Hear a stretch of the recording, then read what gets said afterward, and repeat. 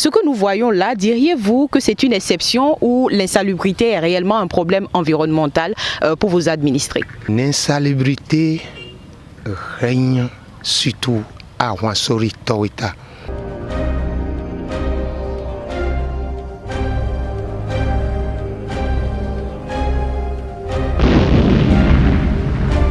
Henri Sourou Toti Vodouno, vous êtes géographe physicien, vous êtes enseignant-chercheur, mais vous intervenez dans cette émission en tant que climatologue environnementaliste.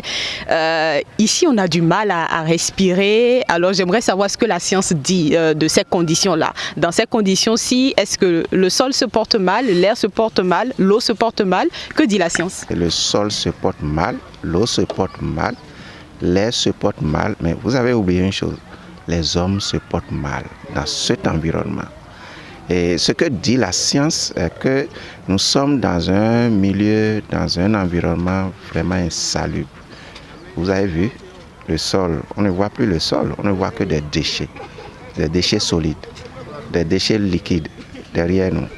Et si on fouille bien les immondices là, on va retrouver des excrétas. C'est les 3 types de déchets que nous avons.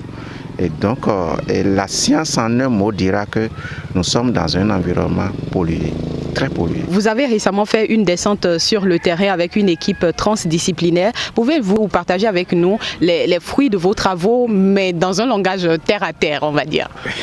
Dans un langage terre à terre pour un scientifique, j'essaierai. Ce sont les conditions d'hygiène et d'assainissement qui impactent au fait la qualité de l'eau.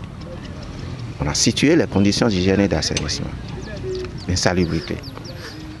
À son comble.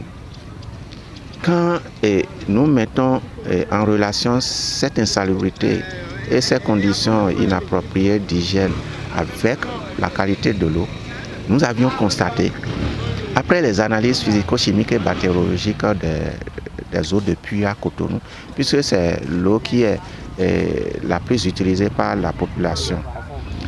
Quand nous avions fait les analyses physico-chimiques et bactériologiques, nous avions constaté 2 faits.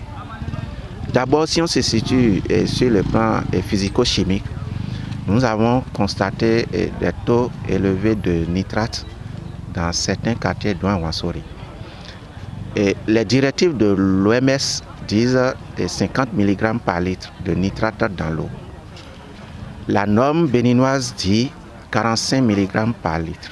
C'est même inférieur à ce que recommande l'OMS. Oui, justement parce que l'OMS donne une directive, mais chaque pays est en droit de fixer ces normes en fonction des caractéristiques de ces eaux, des caractéristiques environnementales du milieu dans lequel on se trouve. Donc, accepter qu'il y a une différence entre les directives de l'OMS et la norme béninoise. Donc, directive de l'OMS, 50 mg par litre, et norme béninoise, 45 mg par litre. Quand nous avions fait les analyses des eaux ici à Rwenzori, il faut dire on n'a pas parcouru tout à Rwenzori. On a pris juste un puits qui se trouve à 140 mètres du lac Nokwe. La pollution est générée par les liciviats. Quand on dit liciviat, c'est tout liquide qui provient de la décomposition des déchets qui sera transféré au fait des tas d'immondices ou vers les puits.